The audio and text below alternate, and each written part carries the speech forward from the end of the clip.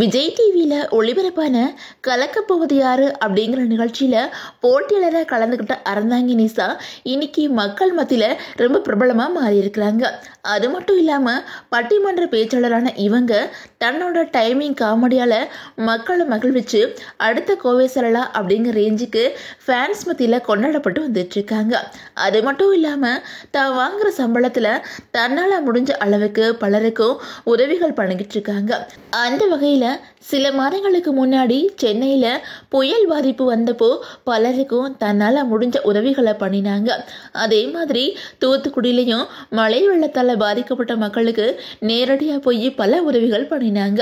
அது மட்டும் இல்லாமல் தனுஷோட மாரி படம் மூலமாக சினிமாவில் இவங்க அறிமுகமானாங்க. அதே மாதிரி பிக் பாஸ் தமிழ் சீசன் 4 நிகழ்ச்சியிலையும் அறந்தாங்கி நிஷா போட்டியாளராக கலந்துக்கிட்டாங்க. அதுக்கப்புறம் கலக்க போவது யார் நிகழ்ச்சியில் தொகுப்பாளினியா மாறியிருந்தாங்க. இந்த நிலையில ஏற்கனவே தன்னோட சொந்த ஊர்ல சொந்தமான வீடு இருந்தாலும் சென்னையில் வீடு வாங்கின அறந்தாங்கி நிஷா கிரகப்பிரவேசம் பண்ணி அந்த வீட்டில் குடிபெயர்ந்திருக்கிறாங்க. அப்போ எடுத்த ஃபோட்டோஸை தன்னோட இன்ஸ்டாகிராம் பக்கத்தில் ஷேர் பண்ணி ஒரு பெரிய போஸ்ட் போட்டிருக்காங்க.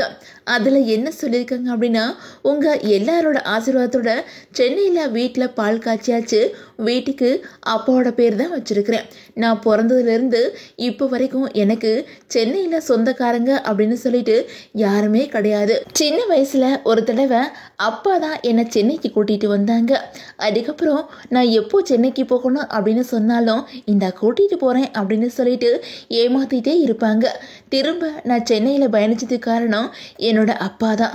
அதுக்கப்புறம் என்னோட தமிழ் 6 மாசமாக சென்னையில் வீடு தேடினப்போ ஆர்டிஸ்ட்டுக்கு வீடு தரமாட்டேன், முஸ்லீமுக்கு வீடு தரமாட்டேன் அப்படின்னு சொல்லிட்டு எத்தனையோ விமர்சனங்களை சந்திச்சதுக்கு அப்புறம் குடும்பமாக சேர்ந்து சென்னையில் ஒரு வீடு வாங்கலாம் அப்படின்னு முடிவெடுத்தோம். இப்போது வீடு வாங்கியாச்சு. எப்போவுமே எல்லாரும் முன்னாடி நம்ம ஜெயிக்கிறத விட நம்ம எங்கே தோக்குறோமோ அங்கேயே ஜெயிக்கணும். என்னோட வளர்ச்சிக்கு எப்போவுமே என்னோட குடும்பமும் என்னோட நண்பர்களும் என்னோட ஃபேன்ஸும் என்னோட தமிழும் தான் காரணம். எல்லாருக்குமே ரொம்ப நன்றி. என்னோட வளர்ச்சியை உங்களோட வளர்ச்சியாக பார்க்குறதுக்கும் என்னை எப்போவுமே உங்களில் ஒருத்தியாக பார்க்குறதுக்கும் ரொம்ப நன்றி அப்படின்னு சொல்லிட்டு அந்த போஸ்டில் அறந்தாங்கி நிஷா ரொம்பவே எமோஷ்னலாக பேசியிருக்கிறாங்க. இந்த நிலையில் அறந்தாங்கி நிஷா சென்னையில் வீடு வாங்கினதுக்கு பலருமே தங்களோட வாழ்த்துக்கள் சொல்லி வந்துக்கிட்டு இருக்கிறாங்க.